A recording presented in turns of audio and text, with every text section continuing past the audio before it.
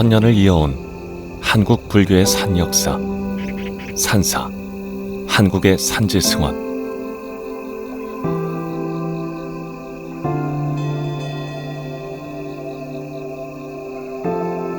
산지의 자리에 산사라고 불려온 한국의 산지승원은 자연의 일부로 자리해 천년이 넘는 역사를 이어가고 있습니다.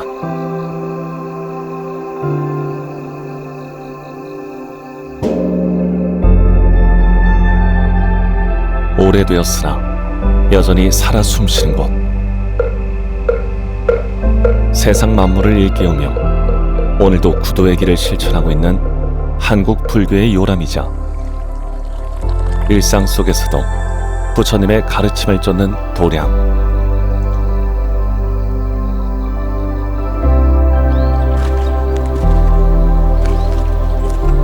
천년 전의 해안으로 오늘날 인류가 되새겨야 할 묵직한 메시지를 던지는 이곳은 유네스코 세계유산에 등재된 7개의 사찰, 천년의 역사에 천년의 미래 가치를 담고 있는 곳, 산사, 한국의 산지승원입니다.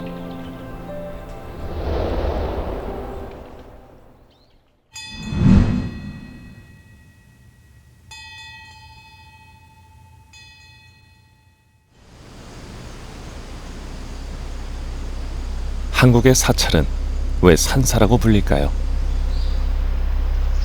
호남의 명산으로 꼽히는 조계산. 이곳 조계산 장군봉의 기운이 모이는 명당에 서남사가 있습니다.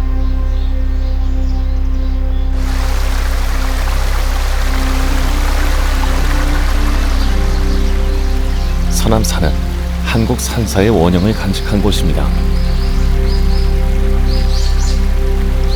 1500년 전에 지어진 서남사는 산지 지형에 맞추면서도 산사의 원형을 잘 구현했죠.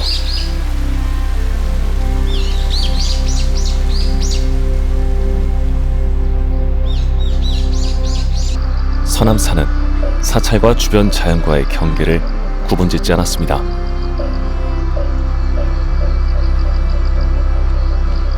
산사가 자연의 일부이길 의도한 것입니다. 서남사는 산사 중에서도 큰 사찰의 한 전형을 보여주고 있습니다. 우선 전체 입지가 산과 그대로 소통하는 경계가 없는 그런 자연과 하나됨을 보여주고 있습니다.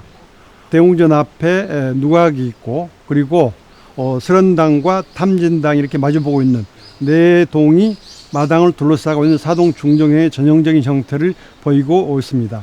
조선 후기에 일반적인 사상이 선수행과 효학술을 함께하면서 또 앞 누각에서는 연불도 시행을 했습니다.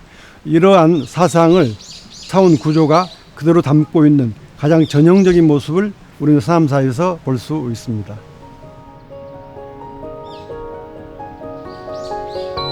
산사의 위치는 대부분 명당이라고 일컫는 곳입니다.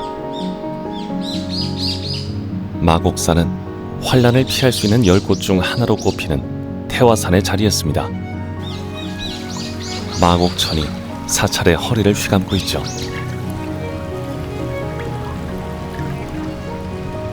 위에서 보면 태극 모양의 한가운데입니다.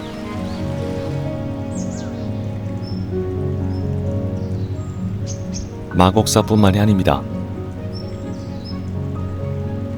산지승원 7곳 모두 7세기 이후 산지에 자리 잡은 뒤 인류 문화유산으로서의 보편성과 한국 불교만의 탁월함을 지켜왔죠.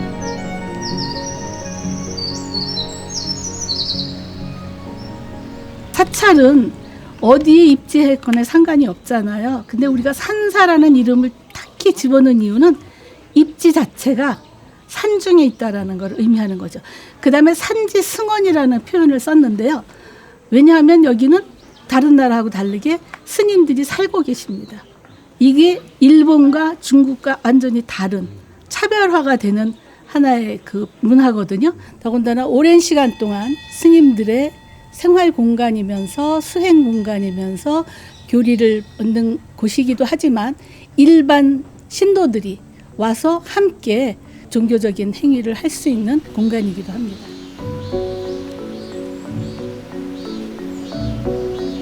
산사의 가람배치에는 산지승원의 철학이 담겨 있습니다. 가람배치의 원형은 일주문부터 중심법당까지 일렬배치가 기본이지만 지세를 거스르지는 않았습니다. 그 한 예가 법주사입니다. 깊은 산중에 자리한 법주사는 지형에 따르느라 입구가 서쪽으로 나 있지만 천왕문부터 대웅전까지 일렬로 배치하는 가람배치의 원형을 지키고 있습니다.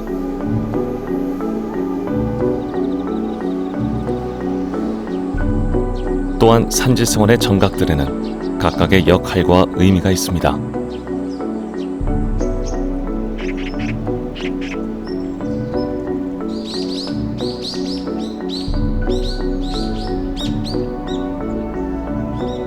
우리나라 삼보사찰 중 하나인 통도사를 찾았습니다. 석가모니 부처님의 사리를 봉하는 불보사찰이죠. 영축산에 자리한 통도사는 영축총림이라 불립니다.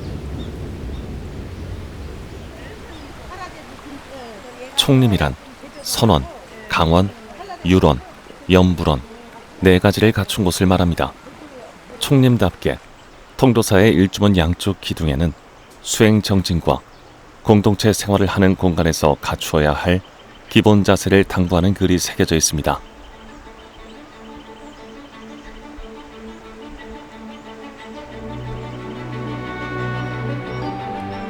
통도사는 한국에 현존하는 900여 개의 전통 사찰 중에서 규모가 가장 큽니다. 전각만 50여 동에 이르고 경내는 3 구역으로 나뉩니다. 가장 깊숙한 대웅전에 다가갈수록 지대가 높아지죠. 통도사는 자장율사가 계율사상을 바탕으로 창건한 사찰입니다. 7개 산사 중에서 가장 먼저 창건된 유서 깊은 사찰입니다. 금강계단과 대웅전을 중심으로 한 상노전, 대광명전을 중심으로 한 중노전, 영산전을 중심으로 한 하루전, 이렇게 3개의 구역으로 구성이 되어 있습니다. 이 구성마다 여러 개의 정각을 가지고 있어서 통도사에는 한국 불교가 가지고 있는 모든 정각이 다 있다고 할 만큼 그러한 종합적인 모습을 보이고 있습니다. 사찰의 첫 구역인 하루전의 중심은 아미타불을 모신 극락보전입니다. 아미타 신앙은 누구나 믿으면 극락에 갈 수 있다는 민중을 위한 신앙입니다.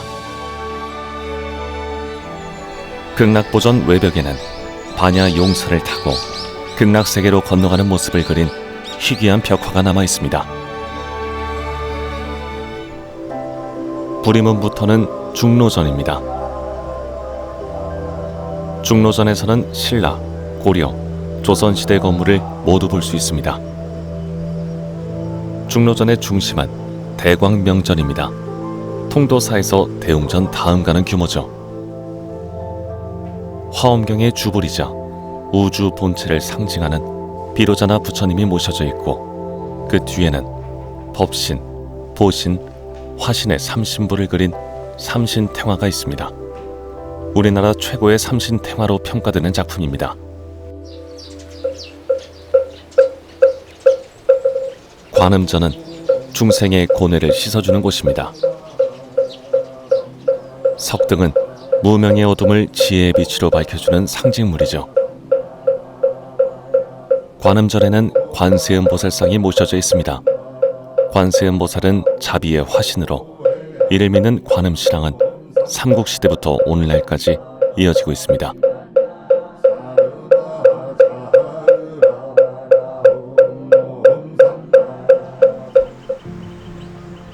계산조당은 가운데 문이 높은 소슬 산문 형식의 조선 말기 건축 양식입니다. 계산조당을 지나면 해장보각입니다. 통도사를 세운 자장율사의 영정을 모신 곳입니다. 용화전은 미래불인 미륵불을 모시는 전각입니다.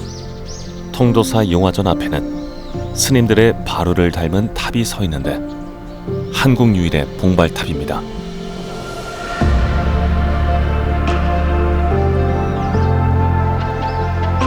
사찰의 중심 정각은 대웅전입니다. 통도사 대웅전은 진입로인 동쪽이나 주 방향인 남쪽 모두에서 정면처럼 보이도록 지어졌습니다. 남쪽에는 금강계단이라는 현판이 걸려 있는데 이는 대웅전 북쪽에 금강계단이 자리하고 있기 때문입니다. 통도사 대웅전에는 불상이 없습니다. 대신 불탑이 보입니다. 부처님의 사리를 모신 진신사리탑입니다. 이것이 불상이 없는 이유이자 통도사를 불보사찰이라 부르는 이유입니다. 금강계단이 진신사리탑을 향하고 있는 것은 부처님의 깨달음을 따라 나아가라는 무언의 가르침입니다. 전각 하나, 조형물 하나 허튼 것이 없습니다. 이처럼 한국의 산지승원은 사찰로서의 면면을 지키되 자연을 해치지 않는다는 원칙 위에서 다양한 변주를 보여주고 있습니다. 산지승원에는 한국 불교 사상이 구현되어 있습니다. 그 중에서도 부석사는 건축에 한국 불교 사상을 담은 산사입니다. 부석사의 정각들은 산자락 경사를 최대한 이용하여 소백산을 향해 날아갈 듯 지어졌습니다.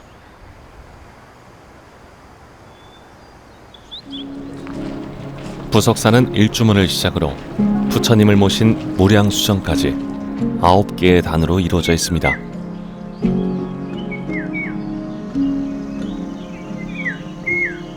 이것은 극락세계로 가는 9단계를 상징합니다.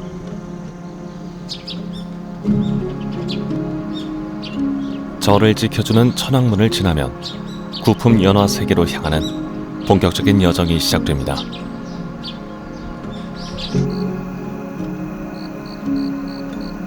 첫 번째 단은 회전문입니다. 회전문은 가파른 경사면에 높은 석축을 쌓고 지었습니다. 회전문을 통해 보면 다음 세상이 보입니다. 이렇게 9단이 있는데 이것은 9가지 수행 단계를 의미하기도 합니다. 부석사는 경사진 곳에 위치한 가람이기 때문에 전각을 배치할 때 축대를 쌓아야 됐고, 그 축대수가 극락세계 구품연화대를 연상시키게 하는 그 9단의 그 조성된 그 터에 많은 정각들이 배치되어 있습니다. 진리는 극락세계로 많이 상징이 되는데 부석사가 위치한 곳이 진리의 전당이라는 그런 의미에서 그 9단의 석단을 구축하고 그 위에 전각과 가람을 배치한 것 같습니다. 진리가 이끄는 길, 극락세계로 향하는 길을 따라가 보겠습니다. 회전문을 지나면 하품세계입니다. 동서로 마주보고 있는 쌍탑이 맞아줍니다. 불교에서 탑은 부처님의 사리를 모시기 위해 시작되었는데 신라에서는 하나의 금당에 2개의 탑을 세우는 쌍탑 1금당의 가람 구조를 갖추었습니다. 다음 세상으로 향합니다. 범종각의 팔짝지붕이 2팔 걸려 맞아줍니다. 부석사 범종각은 다른 정각들과 달리 특이한 지붕을 가졌습니다. 정면은 팔작지붕인데 뒤쪽은 맞배지붕입니다. 부처님께 갈 때는 화려한 팔작지붕으로, 내려올 때는 풍광과 어울리는 단아한 맞배지붕으로 산사의 지혜를 표현했습니다. 범종각은 부석사 2개의 누각 중 첫 번째 누각입니다. 기둥과 천장의 부재가 만나는 공포와 공포 사이에 다양한 모양의 화반을 새긴 것이 특징입니다.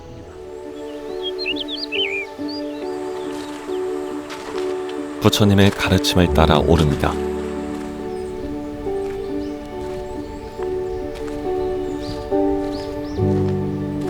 범종각으로 시작되는 중품 세상을 지나면 부처님이 계시는 상품 세상의 입구인 안양루를 만나게 됩니다.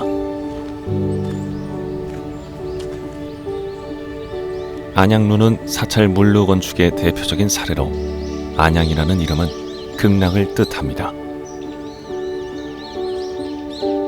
중품 세상에서 바라보는 안양루는 특별합니다. 멀리 공포 사이로 흡사, 불상의 형상이 보입니다. 빈 공간이 만들어낸 부처님이라고 공포불이라 부릅니다. 부처님의 세계로 가는 마지막 관문인 안양루를 통과하면 상품 세계입니다. 9개의 단 중 가장 높은 극락정토 아미타 부처님이 계신 곳이죠.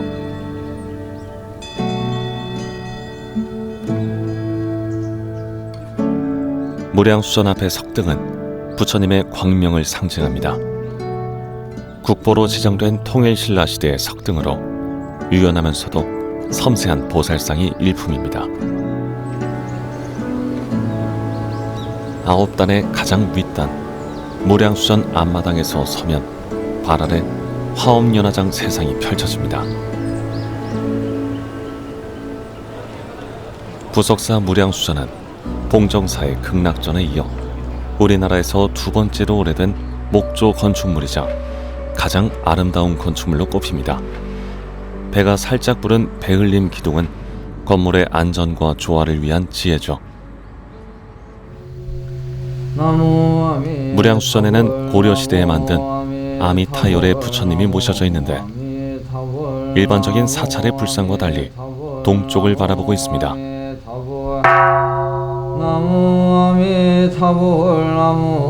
아미타열에는 서방 극락정토의 주인이자 끝없는 지혜와 무한한 생명을 지닌 부처님입니다. 중생 구제를 위해 동쪽을 향한 것이죠. 누구라도 나무 아미탑을 염불이면 아미타열애가 있는 극락세계로 갈 수 있다는 정토 사상입니다. 범정루에서의 미륵사상이 있었고 화엄사상에 정각지가 있었고 또 아미타불에 또 극락을 하는 정토사상이 있습니다. 그 옆에 모서리에 석탑이 하나가 있습니다. 이 석탑은 바로 법화사상을 의미하는 석가모니 부처님의 사리가 담긴 석탑입니다.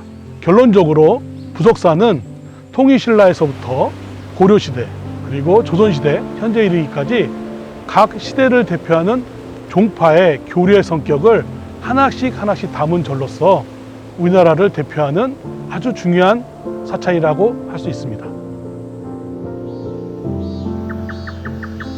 미륵신앙의 요람으로는 법주사가 있습니다.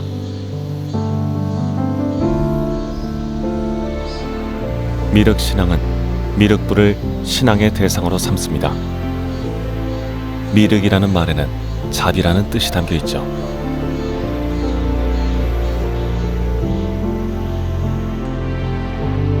법주사는 553년 의신조사가 세운 뒤 고려시대 때 왕실과 밀접해지면서 번창했습니다.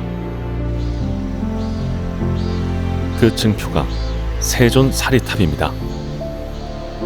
법주사를 찾은 고려시대 공민왕이 통도사의 불사리 중 일과를 법주사에 봉헌하도록 하면서 세워졌죠. 법주사가 한창 번창했을 때는 3천 수행자들이 모일 정도로 컸습니다. 대웅전 앞마당에는 차리라 불리는 단간에 다양한 깃발과 그림 등을 걸어 신성구역임을 표시했죠. 사찰의 찰자는 여기서 따온 것입니다.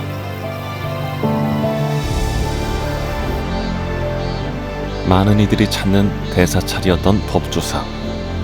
향로를 받쳐들고 부처님께 향을 올리는 2m 크기의 보살상이 그 시절을 증거하는 듯합니다. 마당에는 깨달음의 순간, 진리의 불빛을 상징하는 석등이 세워져 있습니다. 신라 석등의 걸작으로 꼽히는 쌍사자 석등입니다. 법주사는 부처님의 가르침을 자연물의 모습으로 곳곳에 형상화했습니다. 연꽃 모양의 성년지는 통일신라 시대 것으로 추정되는 희귀한 석조 조형물입니다.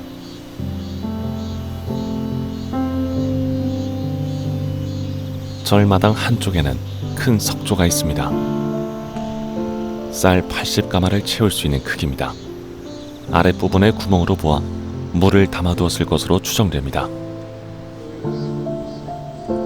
큰 사발 형상을 한 이 철솥은 지름 2.7m, 둘레 10m가 넘습니다. 쌀 40가마가 들어가는 크기입니다.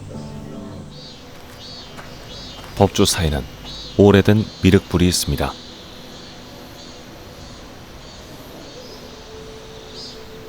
(6m) 높이의 바위에 새겨진 마의 열애좌상입니다. 고려 초에 조성된 조각불상으로 드물게 의자에 앉아있는 모습입니다. 법주사는 산시 사찰이지만 넓은 평지에 지은 사찰로 법상종의 사찰입니다. 법상종은 미륵부처를 주불로 여기고 있어서 꼭 미륵에 관련된 사상을 그 배치에 적용을 하였습니다. 미륵부처는 당시에 석가모니 부처가 거의 대등한 그러한 위치를 갖고 있었기 때문에 가람의 배치를 보면 석가모니를 상징하는 대웅보존 건물이 있고요. 그 대웅보존과 직각 위치에 미륵 입상이 있습니다. 대웅보존의 비로자나부 사상과 미륵 사상, 석가모니 사상들이 같이 맞물려 있는 아주 중요한 사례라고 할 수 있습니다. 산사에는 한국 불교만의 특징도 있습니다. 와벌 형상의 산세가 품고 있는 산사, 대응사가 대표적입니다. 일주문 뒤에는 선종이 숲을 이루고 교종이 바다를 메우니 모두가 어우러진 도량이라고 적혀 있습니다.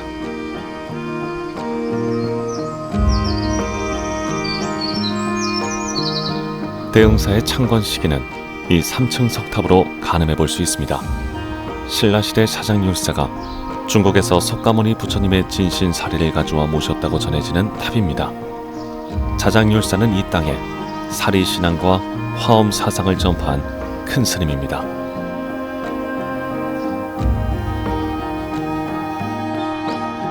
먼저 대응사 북미륵암에는 중생을 구제하고자 하는 대승불교의 뜻이 담겨 있습니다.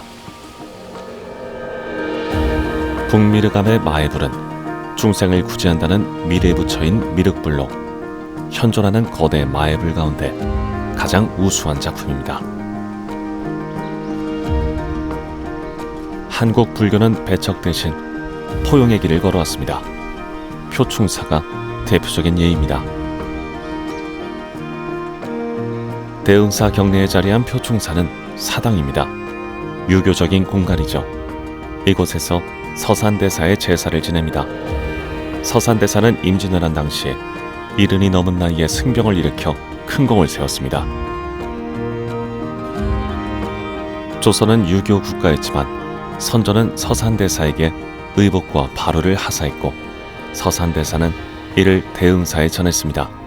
그래서 표충사가 대응사에 지어졌죠.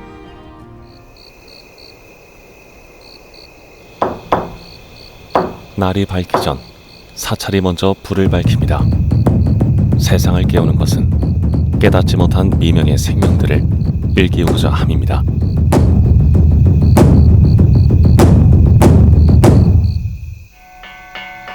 중생을 깨우고 하늘을 나는 생명을 깨우고 물속 생명들을 깨워 고요한 하나의 진리를 찾아 하루를 시작합니다.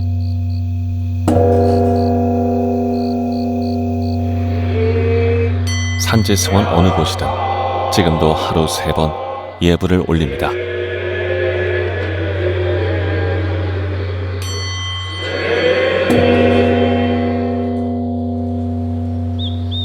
예불 이외의 일상도 수행자들에게는 고도의 과정입니다. 사시 공양 시간.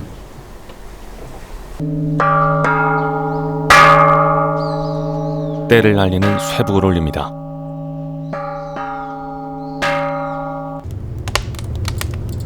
여전히 전통 방식을 고수하는 공양간이 가장 심혈을 기울이는 시간입니다.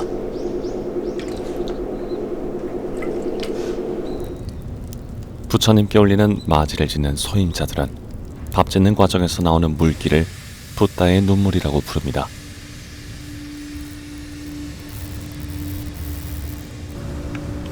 그만큼 정성을 다합니다. 이렇게 지어진 맞이는 각 전각의 부처님을 위한 것입니다.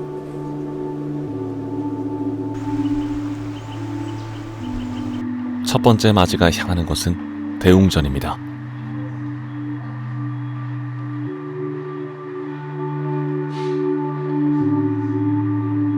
부처님 진신사리가 모셔진 탑에 올리는 맞이입니다. 매일 갓 지은 공양을 가장 먼저 부처님께 올리는 것은 부다의 수행가풍을 따르겠다는 지극한 마음가짐입니다.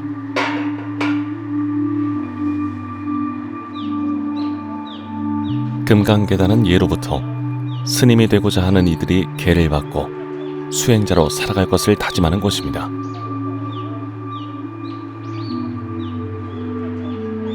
금강계단과 사리탑은 한국 불교 수행자들의 출발점이자 정멸, 즉 깨달음에 이르는 길을 상징합니다. 정멸이란 뜻은요, 모든 번뇌가 사라진 그런 이제 장소이자 경지를 얘기하는데요.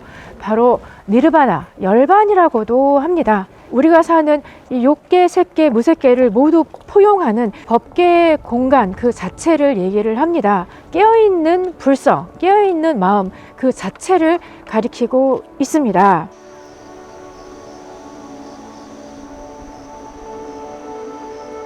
수행자들에게는 구도의 과정에 함께하는 벗이 있습니다. 차입니다. 서남 사이는 통일신라 말에 선과 함께 전해진 차밭이 있습니다. 차밭과 차를 관리하던 다각이라는 소임자도 따로 있었습니다.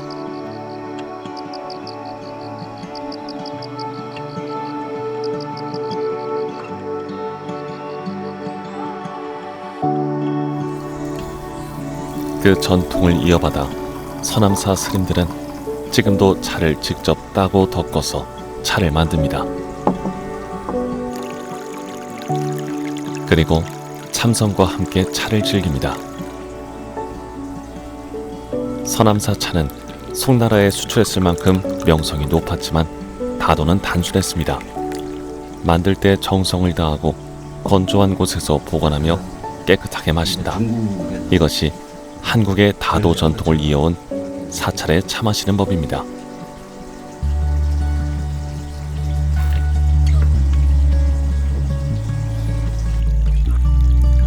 서남사에는 곳곳에 차와 관련된 흔적들이 남아 있습니다. 찬물을 데우기 위한 전용 숯가마 위에 종일 찬물 전용 주전자를 매달아 놓았죠.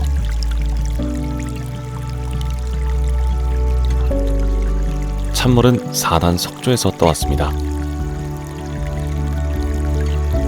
첫 단의 물로 끓인 차는 부처님께 올리고, 둘째 단물은 마시고 밥 짓고, 셋째 단물은 채소를 씻고, 마지막 단은 허들의 물로 씁니다.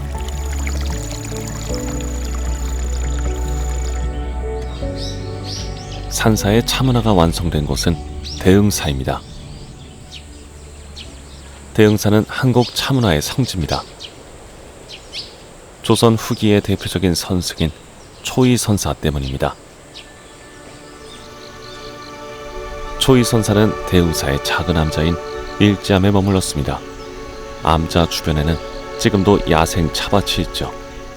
대흥사가 있는 해남은 500년 전에도 차 산지로 기록되어 있습니다.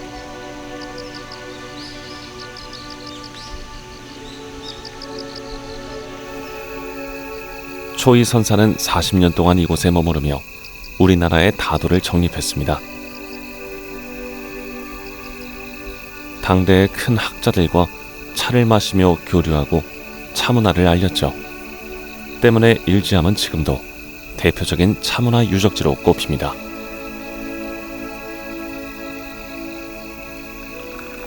차 한 잔에 참선 수행에서 얻어지는 삼매의 맛이 담겨 있다. 이것이 초이선사의 다선일미 사상입니다. 다도에도 깨달음이 깃들어 있다는 뜻이겠죠. 불교 수행의 목적은 깨달음입니다.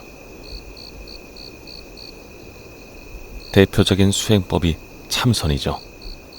선방의 문고리만 잡아도 지옥고를 면한다는 말이 있을 정도니까요.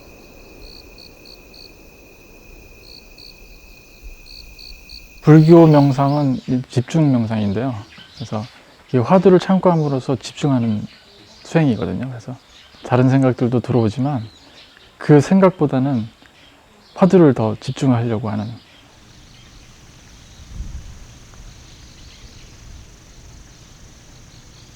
잠시 선방을 나와 뜰을 거닙니다. 참선 사이에 심신을 쉬어주는 포행입니다. 천년 전 고승을 따르는 길이기도 합니다. 절 뒤에 보면은 천등산이 있는데요. 천등산에는 작은 동굴이 있습니다. 동굴 안에서 능인대덕께서 어려서부터 들어가셔서 수행을 10년 넘게 이제 하셨는데, 그때 하늘에 계신 옥황상제가 선녀를 보내서 그 도력을 시험하고자 했죠. 그래서 스님께서 뿌리치시고 수행을 열심히 더 하셔서 종이학을 접어서 날렸는데, 그 종이학이 봉황으로 변해서 산 앞에 자리한 곳이 이제 봉정사가 된 것입니다. 봉정사는 작지만 큰 절입니다. 경내로 들어서기 위해서는 누구든 머리를 숙여야죠. 구도의 첫걸음은 마음부터 낮추는 일이라는 것을 가르쳐주는 곳입니다.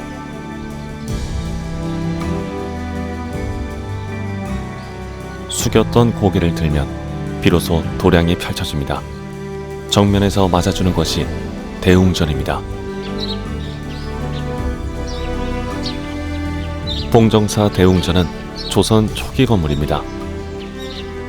현존하는 다포식 건물로는 가장 오래된 건물이죠. 사찰 전각에는 드문 툇마루가 특징입니다.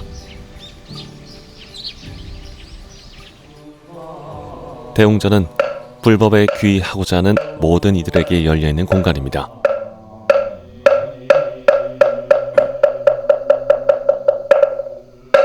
내부에는 화려한 불단 위에 삼존불이 모셔져 있습니다.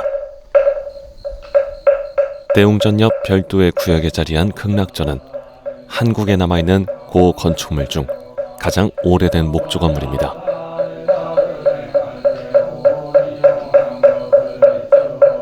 극락전에는 자비로서 중생을 구제하고 제도하는 관음보살상이 모셔져 있습니다. 1199년에 만들어진 목불입니다.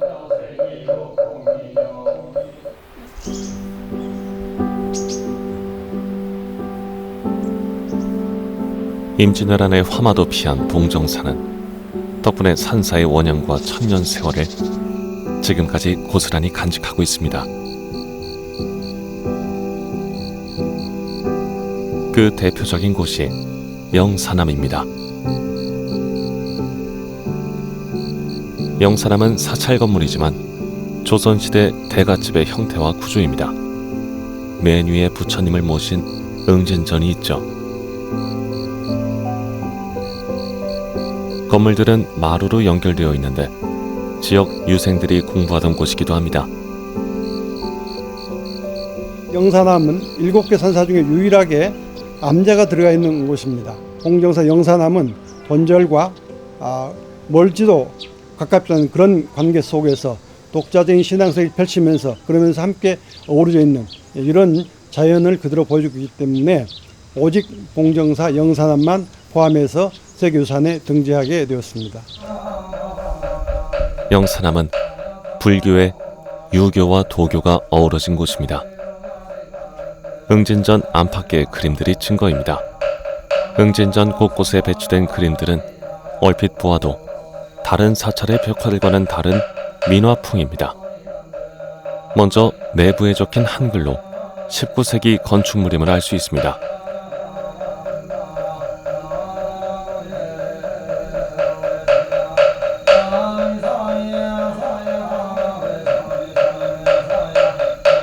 부처님을 모신 내부에는 유교와 도교풍의 벽화들이 그려져 있습니다. 학은 유교에서 선비를 상징합니다. 바둑은 도교와 밀접하죠. 이처럼 봉정사는 너른 품으로 중생의 사상과 정서를 담아내면서도 1300년 동안 원형을 유지해온 산사였습니다.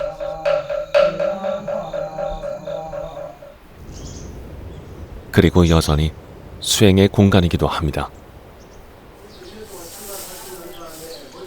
수행자에게 산사의 시간은 속된 삶의 부질없음을 깨닫게 합니다.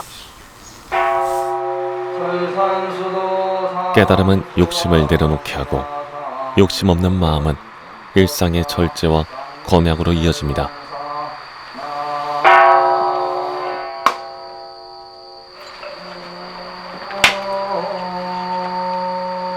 기꺼이 더 가난해지기를 실천하는 것은 물질보다 진리가 더 귀한 것을 알기 때문입니다.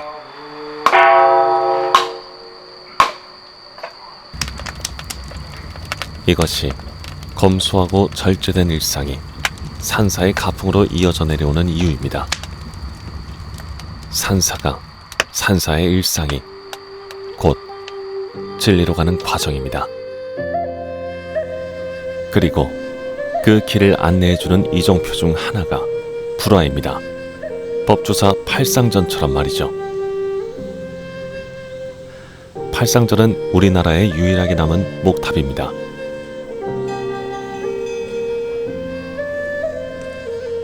팔상전은 붓다의 일생을 그린 8폭의 그림이 모셔진 전각을 가리킵니다.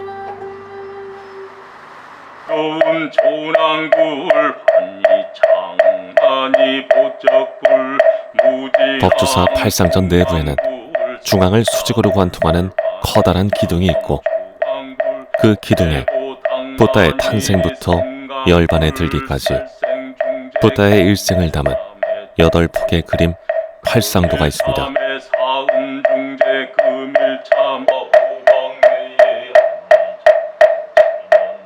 불화에 담긴 뜻, 그것은 부처의 길을 따르고자 하는, 부처의 길로 이끌고자 하는 뜻입니다.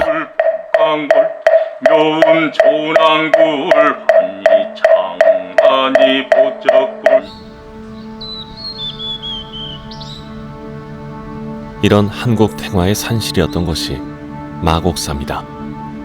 창건 당시의 마곡사는 지금의 2배가 넘는 30여 칸에 이르는 대사찰이었습니다.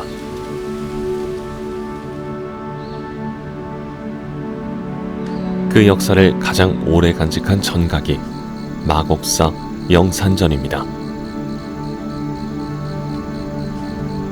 영산전에는 고려시대 것으로 추정되는 불상 7구가 모셔져 있습니다. 석가모니 부처님 이전에 세상에 출현했다는 7분의 부처입니다.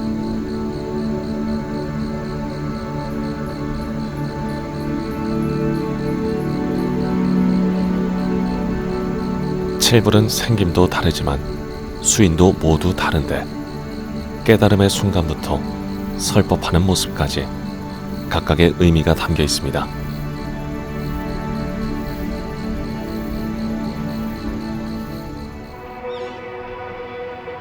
마곡사 마당에는 공주 마곡사 5층 석탑이 있습니다.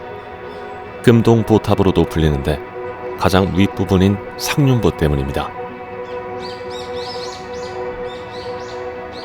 중국 원대에 유행한 양식으로 원나라와 교류가 많았던 고려 후기 것으로 추측됩니다.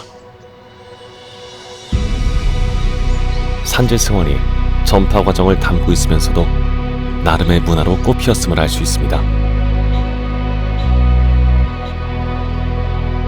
이외에도 마곡사에는 범종, 모거 등 많은 보물이 있습니다. 세조가 마곡사 행차 때 탔던 가마인 연도 남아 있습니다.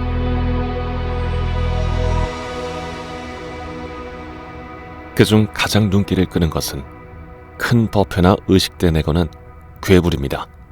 한국 불교에만 있는 문화죠. 괴불은 걸 괴자, 부처님 불자 써서 이제 괴불이라고 하는데요.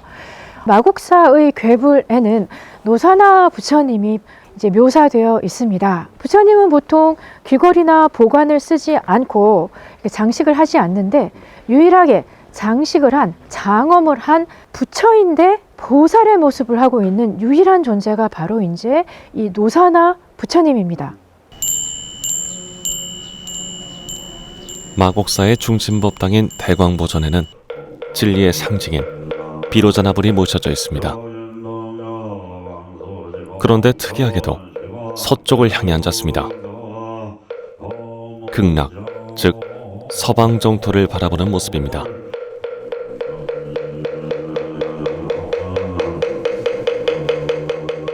비로자나불 뒤에는 부처님께서 설법하는 모습인 영산 회상도가 걸려 있고, 뒤로 돌아가면 대형 백의 관음도가 있습니다.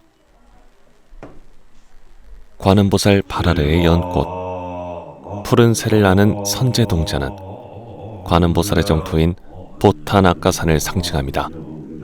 이처럼 대광보전을 가득 채운 그림들은 모두 화승, 즉 그림 그리는 스님들의 작품입니다.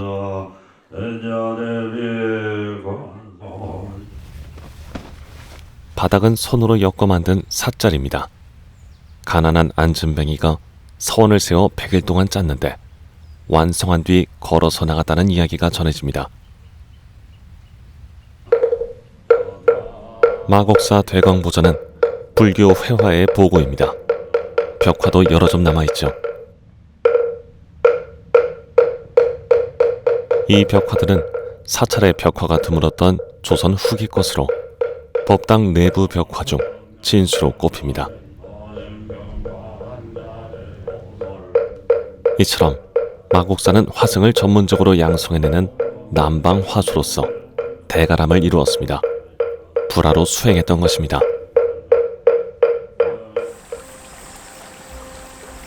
이런 산지승원이 천년 역사를 이어올 수 있었던 데는 남다른 이유가 있습니다.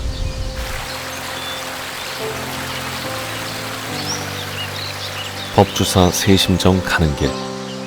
계곡이 깊고 산림이 울창한 이 길에는 작지만 큰 뜻을 담은 징표가 남아 있습니다. 화소라고 새긴 하마비입니다.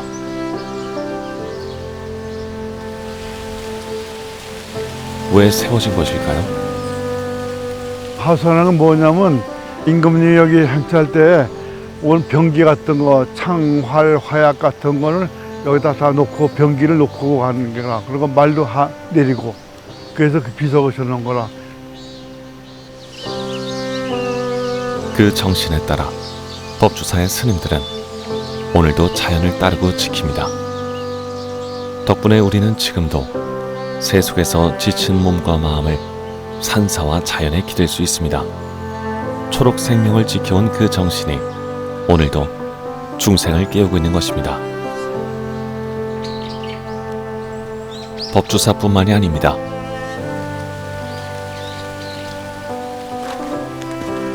대흥사의 스님들도 지난 1000년 자연을 지켜왔습니다. 산감이라 불리는 소임을 맡은 스님들의 노고 덕분이었습니다. 절을 보면 여러 가지 건물들이 있고 그리고 이제 절을 둘러싸고 있는 자연 환경이 있는데, 자연 환경, 그래서 숲과 나무를 주로 관리하고 조경하고 하는 그런 역할을 하는 일을 해왔던 분을 상감이라고 합니다.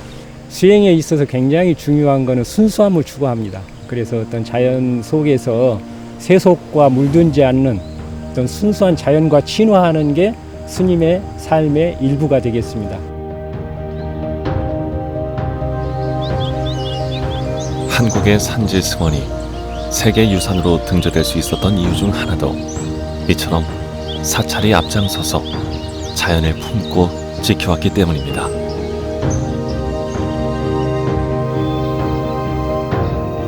자연과 함께해온 산지승원의 천년 역사는 앞으로의 천년도 살려낼 지혜입니다. 그리고 그 지혜를 배우고 지키는 것은 이제 우리들의 몫입니다.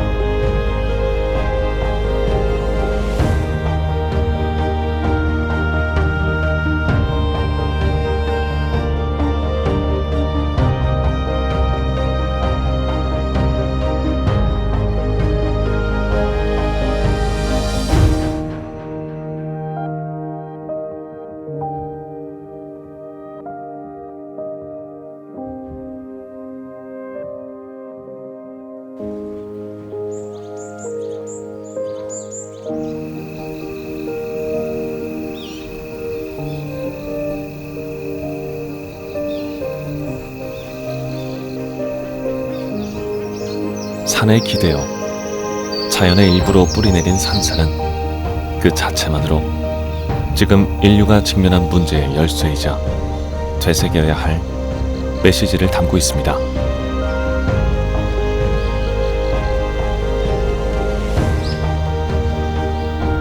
자연을 거스르지 않는 것, 자연과 함께 물 흐르듯 흐르는 것, 더할 나위 없는 그것에 순리가 있고 삼라만상을 구제할 깨달음이 있다는 것.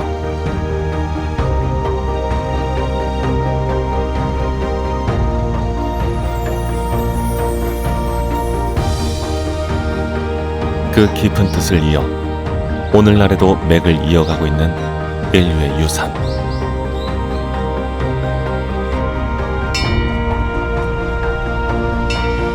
유네스코 세계유산 산사, 한국의 산지승원입니다.